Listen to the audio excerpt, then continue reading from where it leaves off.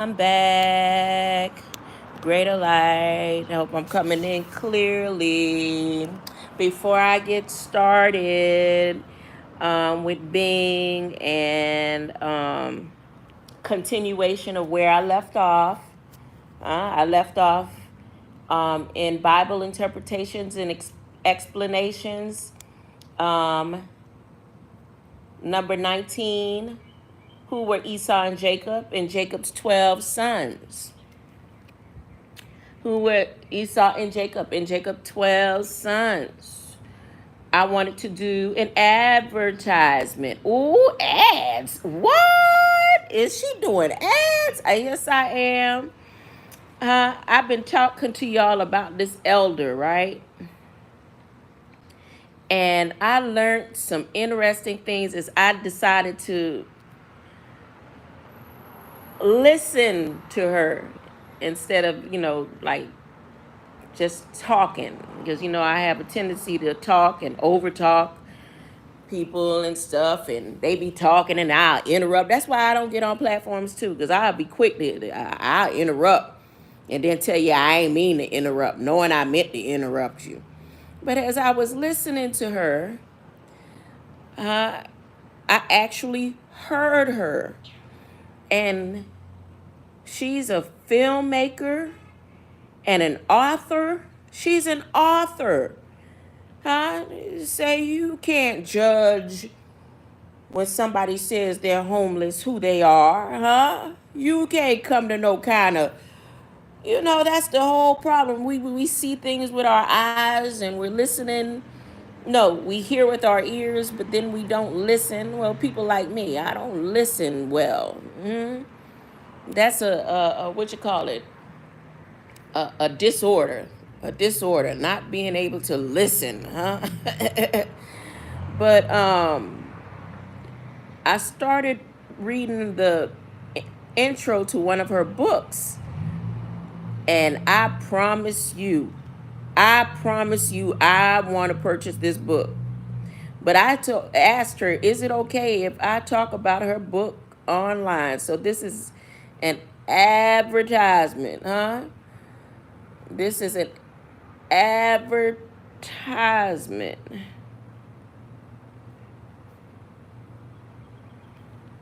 This is an advertisement. And I'm going to tell you how to spell her name so you could go and see if it's a book you'd like to purchase yourself.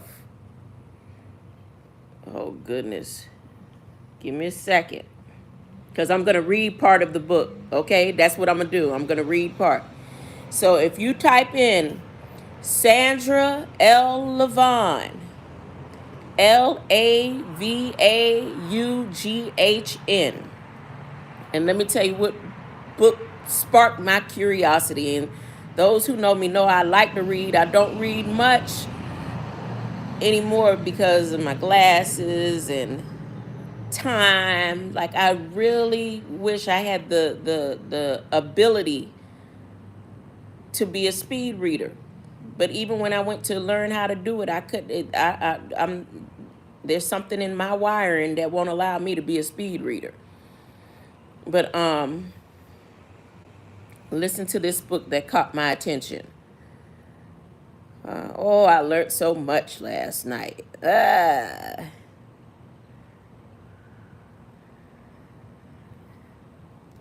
Wait a minute. Okay, you ready? Author Sandra Levaughan in my presence last night. Here's just a brief on this book. All but one began in the early 1800s. In 1865, Harry V. Brown concocted a savage plan that he thought would last until the end of time. What? Until the end of time. Fortunately, in 2017, Harry nemesis Donovan V. Bright discovered the unlawful place and the family that maintained Harry's deceit. Donovan, uncovering the heinous family, catapulted him into becoming a modern-day abolitionist. He devised a way to permanently destroy the property of the perpetrators. The twist to the stirring, fictitious tale is that the similarity of the group of people that was held captive and Donovan with his comrades who have become contemporary abolitionists. The distinction is a visible iron gate and a thick forest that kept the people locked like prisoners, hidden from the public. Compared to Donovan and his group, hidden gates of personal cognitive difficulties, on the plantation, people suffered the unyielding evils of their master, his son, two poverty-stricken hired hands, and the chief of police. In the world of freedom, the flawed abolitionist group struggled to conquer their own individual mangled lives, to free others from the degradation of their situation. Donovan and his friends forged ahead to steal humans into the arms of freedom, in spite of the death threats and several murders. All but one is power, illusion, and victory. Woo-hoo! Yes, sir. And this ain't no little rinky-dinky book. This book have over 500 pages. Huh? So I have promised to I'm gonna get the book. I wish I could get it now so that I could get her signature in it before she travels back to her homeland, huh? Before she travels back to her place of origin. But this is an advertisement, huh? Advertisement. Please go if you have the chance and the opportunity, huh?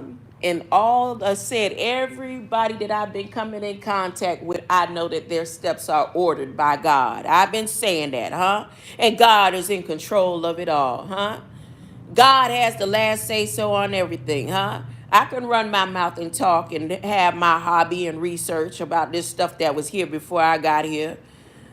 But the people that are entering the path of my path and my path into their paths, huh? Sandra Levon, huh? As sweet as that elder is, when she's sitting over there, I would have never imagined if I didn't decide to listen, huh? Sandra, Lavaughn.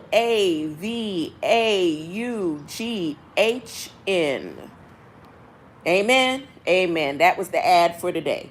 Thank you. Now, let's get back to this reading here. Bible interpretations, y'all.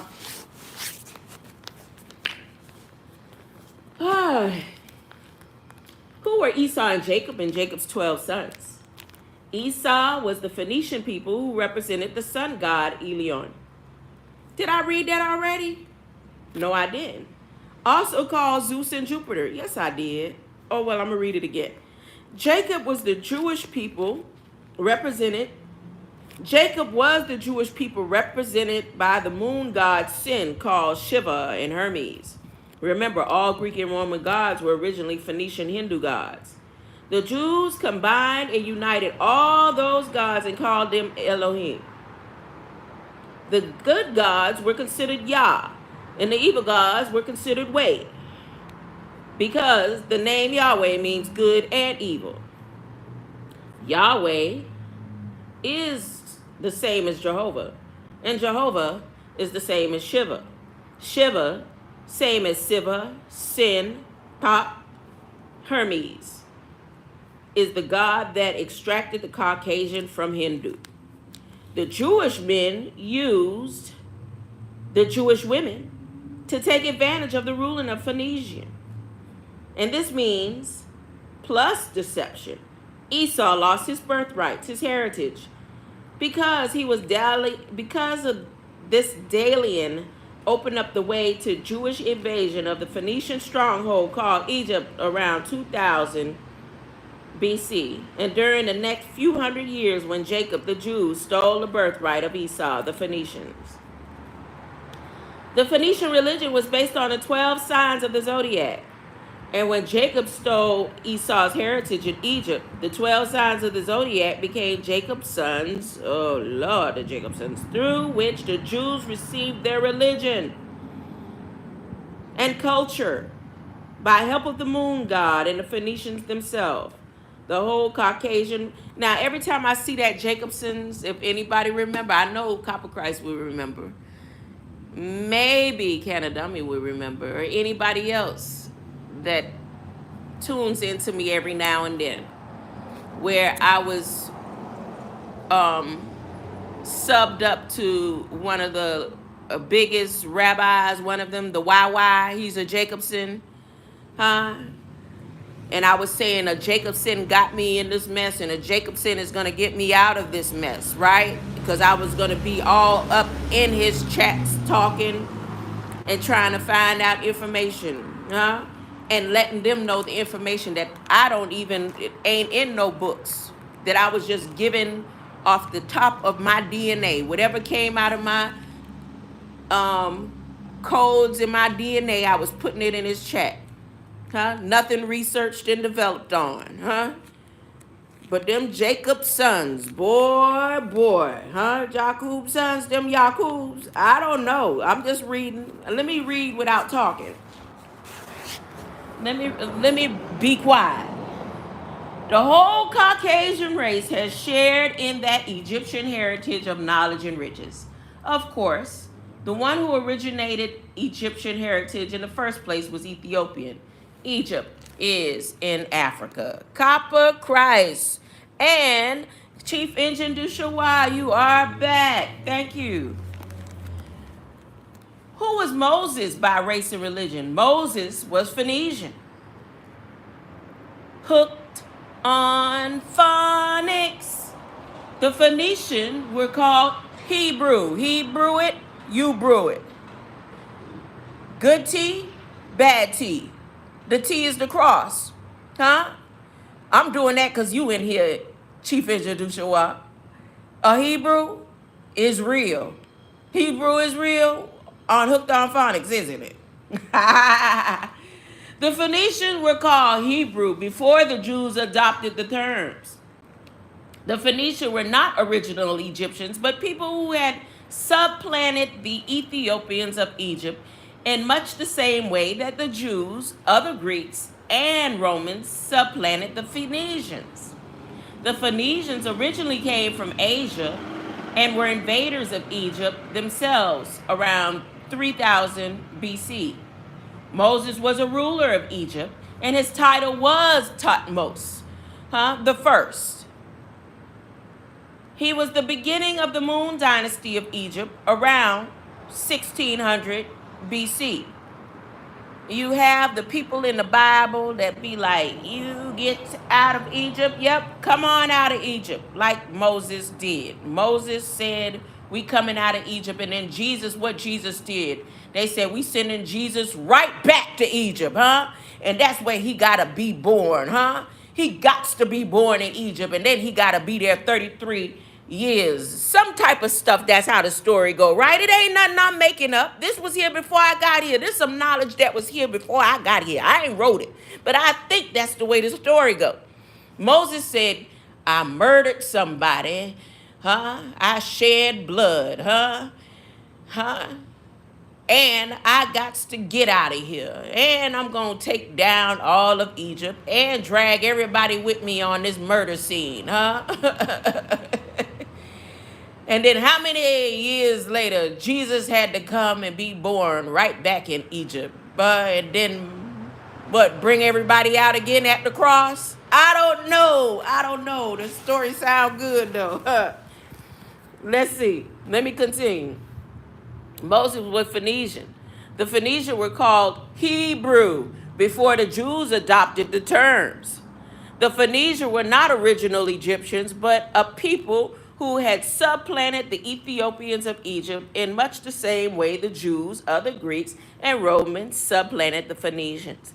The Phoenicians originally came from Asia and were invaders of Egypt themselves around 3000 BC. Moses was a ruler of Egypt, and his title was Thutmose the First. He was the beginning of the Moon Dynasty of Egypt around 1600 BC. Moses was an incarnation of the moon god Thoth,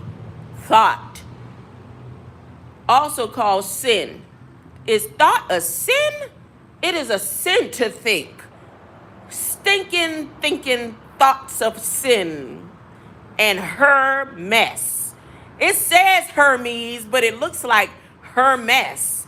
Sin and her mess. I should take a picture of this sentence. Sin and her mess. Moses is an incarnation of the moon god Thought, called Sin and her mess. And his magic wand was the caduceus. So his staff was not just a staff, it was a magic wand. Huh? That sounds like witchcraft to me. Wait a minute. So you mean to tell me when he left out of Egypt, he said, I got to bring my magic with me, though? Yeah. No, that ain't how it happened. You mean to tell me he was raised from a baby out of the basket around witchcraft, huh? Magic, alchemy,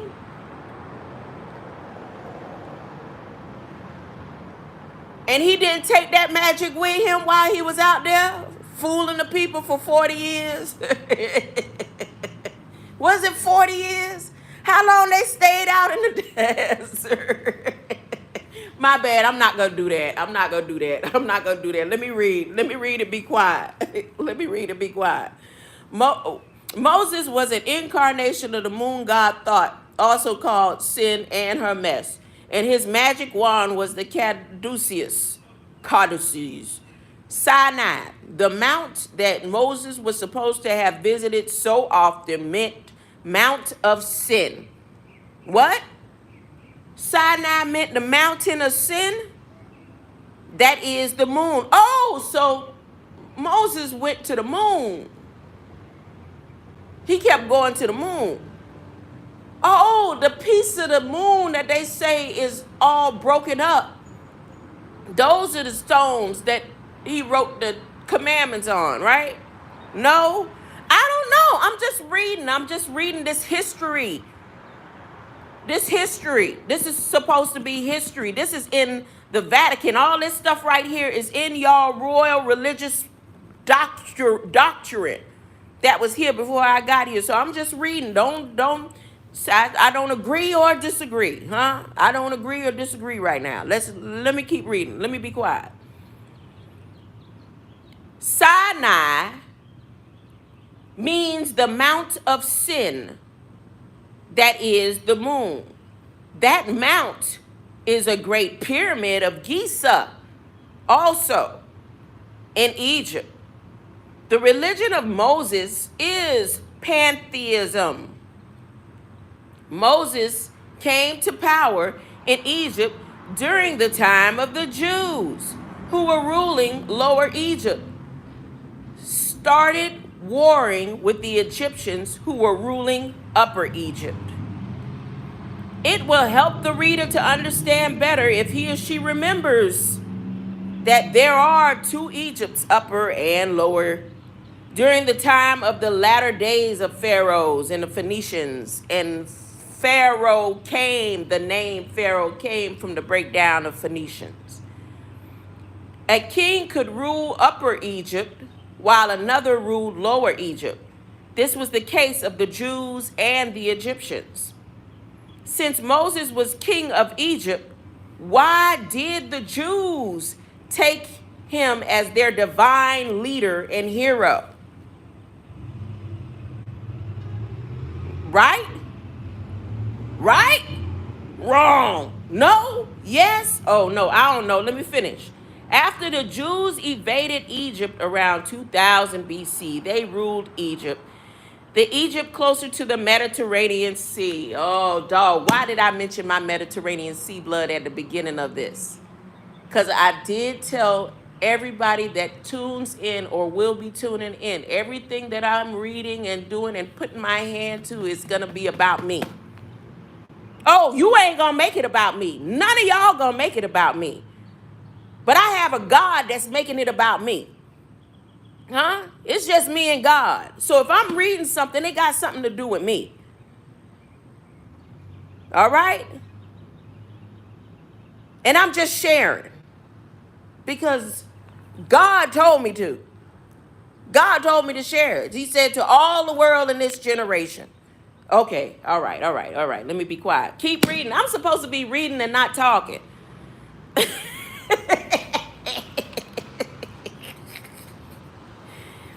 All right, let me see. It will help the reader to understand better if he or she remembers that there were two Egypts. Since Moses was the king of Egypt, why did the Jews take him as their divine leader and hero? After the Jews invaded Egypt around 2000 BC, they ruled Egypt, the Egypt closer to the Mediterranean Sea, for several hundred years. History called these invaders the Hyksos. So these pirates or invaders were called Hyksos. And it's spelled capital Hyksos. Uh-oh, the SOS. They sending out an SOS on October 4th. Remember when it used to be called SOS?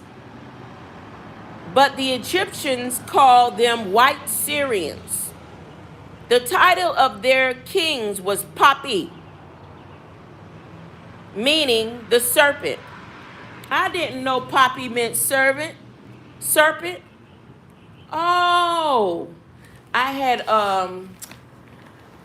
one of my old friends, good friends, current friend, say the other day, he said, why everybody think the serpent was a lizard versus the serpent was on Adam.